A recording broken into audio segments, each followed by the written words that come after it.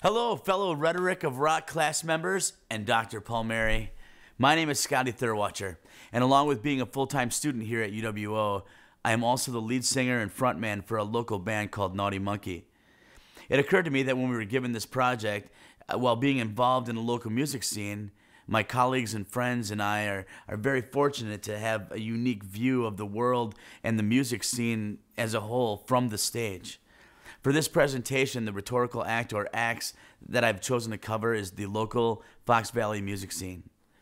In this presentation, I will attempt to examine the local scene from the inside out and hopefully give you guys a small taste of what is a very large, diverse, talented, and growing Fox Valley live music scene. During this video, we will explore a few successful area bands and individual musician journeys. We will try and provide a glimpse inside the local acts while analyzing the local area scene and probing into what it takes to be successful in this local scene. To go along with that, we will also ask musicians how they would define success, both overall in general and in the scene here.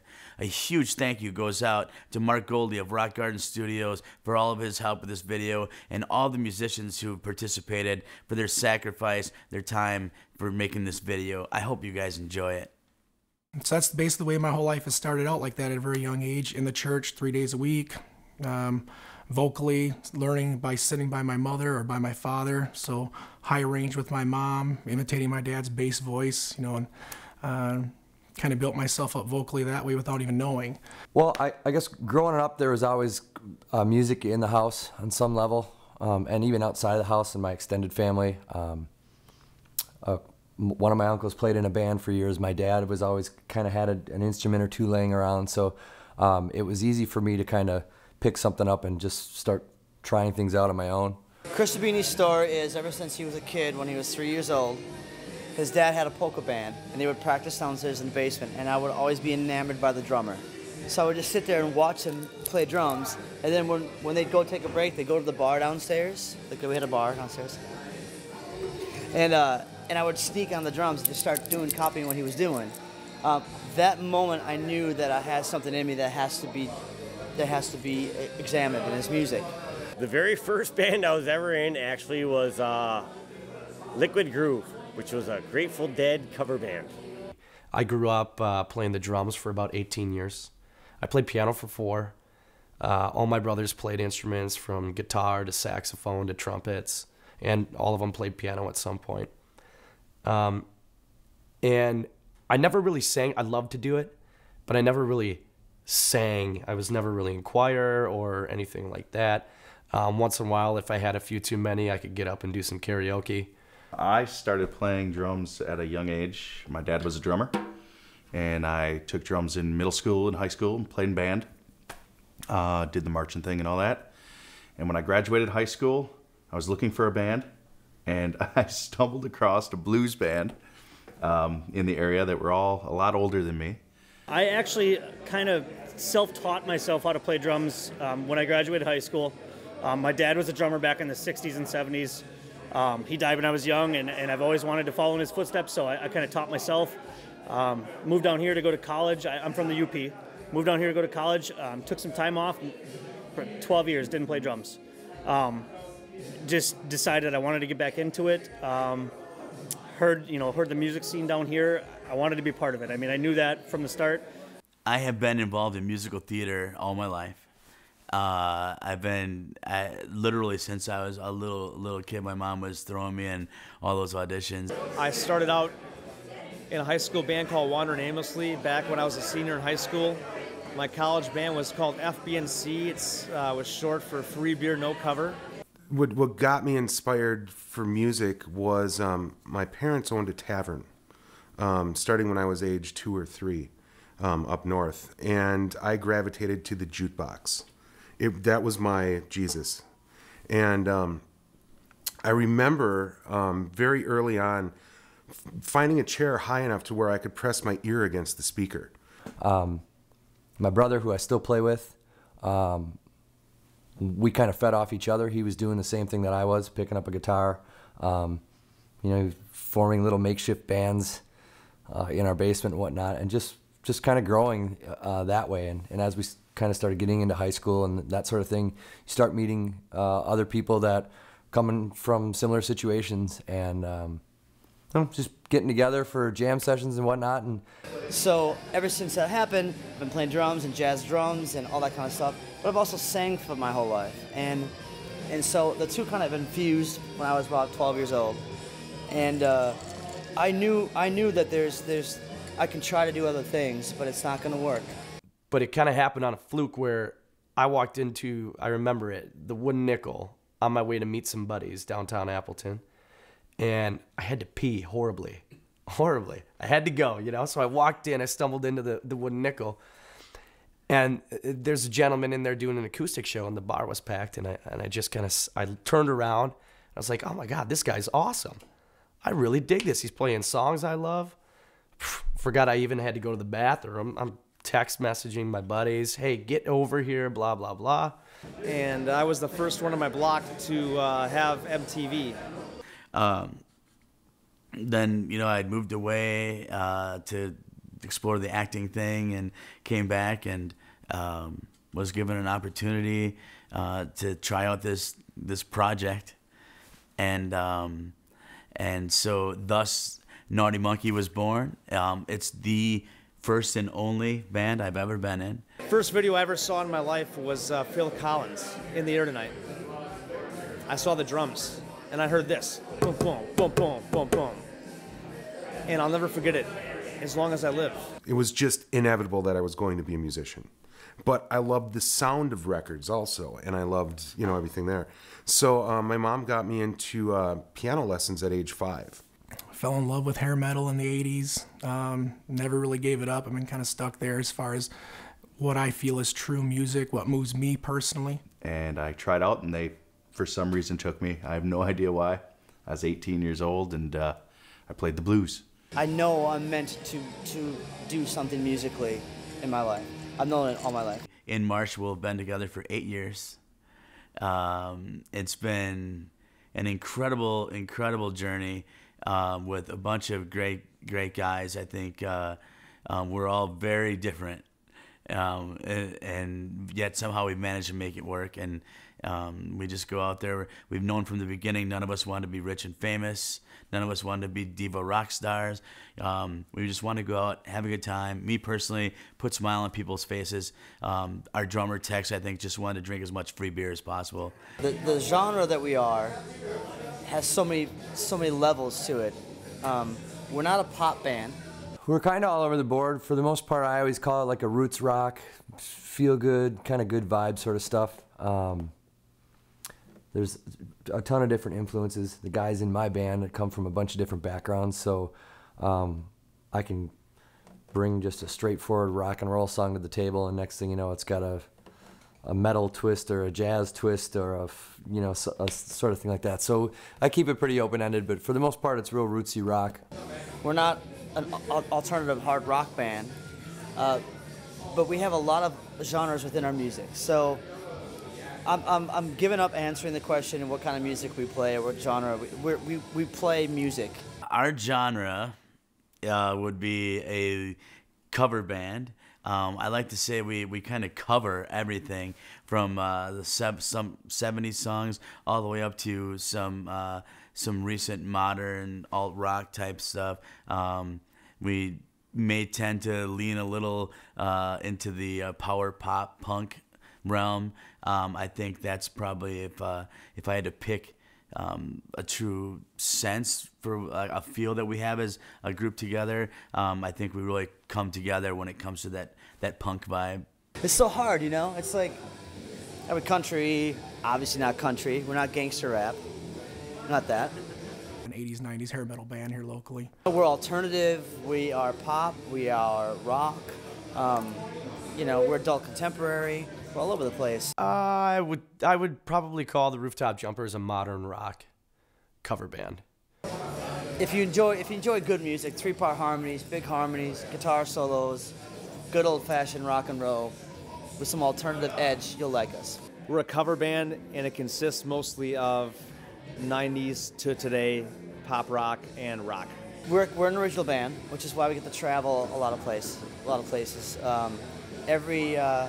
every village, every city has a cover band. All of us are pretty deep-rooted in some of the music we were brought up with, so there's a lot of that kind of shines through. I'm not going to sit here and tell you that we play strictly only all originals at some shows, because in this business you kind of have to adapt sometimes.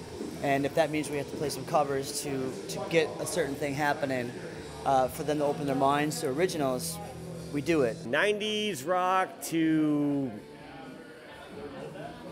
punk to Gavin DeGraw, it's a smorgasbord. The covers that we do are from bands that have had key, had some key elements in our band. They've affected me or affected the guys. Pop rock. To me, success, from a writing perspective, I guess, or from an original music perspective, is actually getting people to kind of care about your music or buy into your music, appreciate it, purchase it, come back out and support it. To me, and I guess on a small or big level, that's kind of the epitome of success to me. Success is getting to play music and doing what I love every single day. To me, that makes me a success. In the actual music world, I would say anytime you can do something and make people smile, make people happy, make people have a good time, that's a success right there. So just getting to play music and getting people to come and watch you play music, that's a success. Well, I think there's probably two facets, someone could look at as far as success. I think the first one would be what most people outside of the realm looks at is MTV, going out there making it nationally. Success to me is getting that good vibe from your crowd. Not just being there as background music, not just being part of what's happening in the bar or in that venue at the night, but causing some memories for some people, or bringing back high school, giving somebody something to talk about for the next couple weeks, not just the next day when they're complaining about their hangover or their aching feet. Our goal was to be an original band. We wanted to tour, we wanted to play arenas, we wanted to do stadiums at some point, whatever it could have been, we wanted to go big or go home. And, a lot of us, we were very young when we started it, we were inexperienced, but we were still very fortunate to do a lot of really, really cool things. What works locally is the same thing that works nationally and internationally, and it's the same thing that works for all arts. Art is subjective. You need to connect with an audience. That's it. Whether you're a painter, a screenwriter, a musician, you need to connect with an audience. Being able to do it full time and travel and see the world and not have to work another job. You are successful when you can go home and honestly put your head on a pillow, fall asleep, and go to sleep with a smile on your face, doing something you absolutely love, and wake up the next day and continue to do something that makes a difference in people's lives. It affects people, and whether it touches them or whatever, it affects them in some way, and you're doing something you absolutely love with people you love to do it with. Success to me is basically playing and having people like it. Being able to affect as many people as possible through your music, period. With our band, Ask Your Mother, we're trying to get as many gigs a year as we can, and if we can shoot for 40 gigs, it's kind of what we want to do. Our CD release party was pretty awesome. For when you speak of profound moments. And we're doing The Trooper by Iron Maiden acoustically, and these little kids that their parents had come in, and they're all rocking up by the stage and just going crazy. They don't know what devil horns are. They have no idea what it's about, but the energy from these little kids was actually what made me feel the greatest. We opened for The Offspring at Summerfest. I played a radiothon for, it might have been Children's Hospital. The specific moment that kind of almost choked me up a bit was coming from the backstage area, and I hadn't seen how many people were in the room, and I don't remember what the exact numbers were, but it was full side to side, front to back, and it was one of those things that just made you say, wow, this is pretty cool. These people really do care.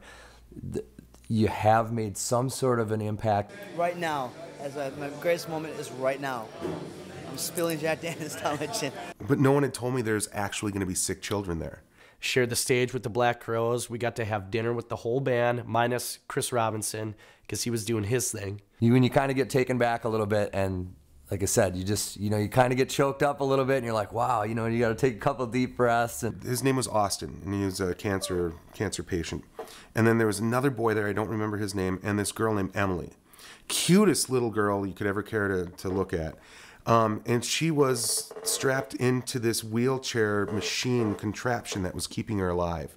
We did get a chance to play for the President of the United States in 2004 for the inauguration. Playing for the President was really cool. And I'm playing guitar, and the sick kids are lined up in front of me. Everything's all done. People are clapping. The kids just stayed there. They want hugs. They want photos. They want your autograph. They want to make sure you remember them. And I walk out on this stage. It's as big as a mansion, and I look out and I see nothing but a sea of white Naughty Monkey T-shirts. Playing the Brown County Arena, opening up for Candlebox was probably the most awesome. I mean, it was just a great experience. And he turns and dedicates his song to Emily and sings it right to her. It's going to sound cheesy, but honestly, just playing. Just feeling like I'm doing what my dad did, and, that's kind of my link to my dad. I mean, like I said, he did this for years in the 60s and 70s. I never really got to know the guy. I think just being asked to play Rock USA was a good time. I mean, that was a lot of fun, a lot of people, as far as that was good company to be in. And I had never, ever in my life saw music that pure and that honest. These are kids fighting for their lives, and their connection at that moment was this song. When you talk about benefits, it's such a touchy subject, and you know this as well for musicians, because everybody has a problem. You can't fix them all, and it's hard to pick and choose the ones that you can really make a difference in. Fans that are little kid fans who I've actually paid visits to in Children's Hospital in Milwaukee. So we haven't really been invited, to a lot of the benefits and the charities and things like that, but We had started Rock for Wishes, and it was the first Make-A-Wish Foundation in the music sense ever that we had known of. Children's Hospital. Done a lot of personal benefits for a lot of people with cancer. We've done quite a few of those. This Hope thing is cool because we want to pick a family or an organization that had something happen to them, a catastrophe, whatever. It's really difficult for us to try to pick and choose those sorts of things. We always end up coming back to cancer. Cancer is something that affects everybody that we know, and it's something that you really feel that you're digging in and helping out when you get together with these things. The ones that get to me are the personal ones. The benefits we're doing for our buddy Mike Boyle, who came down with MS. We've done the Harbor House benefit, for battered women and children and things like that. I love raising money for people who I can see a difference for, who I can actually physically see it. Somebody who's passed away, or some musician who has cancer or whatever. I love to, at the end of the day, know that we're affecting that person. Musically, I've always wanted to write one album. At least I want to do one album more, for sure. I think the future is very bright for us, and I even smell some originals coming, and I think we're all really excited to get in and just start working. Our versatility is going to be, through the roof. Personally, I've decided that I'm not going to worry about what people think anymore. My goal, you're either getting better or you're getting worse. You know what I mean? You don't stay the same. So I'm always trying to get better. I'm practicing, trying to do what I can do. Anything I can do to make the band better. As far as the future is concerned, is keeping on doing what we're doing. We're playing other people's music. We're having fun with it, making people happy, creating more fans, and just spreading love. Rock Garden is expanding in 2012. And I am going to start what I'm calling the Fox Valley Music Revolution. And it's going to be a multimedia place where we can hold events in the studio with an audience. The goal is to continue to play music for as many people as possible. And you got to do certain things to make that happen. My personal goals have definitely shifted over the years. My personal goals right now are basically to just enjoy what I'm doing. As far as goals for me personally is just to keep playing and having fun, because that's what it's all about. I mean, if you're not having fun, then why bother?